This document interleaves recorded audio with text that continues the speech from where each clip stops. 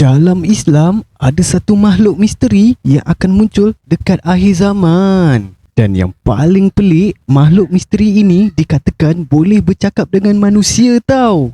Macam mana tu? Siapa yang nak tahu kisah ni? Korang boleh tekan button like dan subscribe dengan ibu jari korang dulu. Cubalah!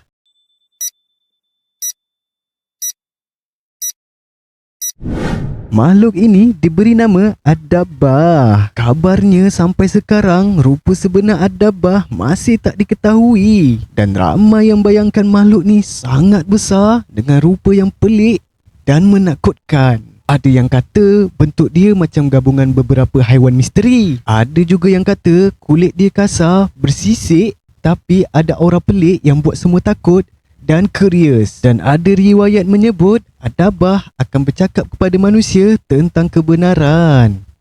Macam mana? Korang pernah dengar tak pasal Ad-Dabbah sebelum ni? Cuba komen dekat bawah guys. Macam mana tu?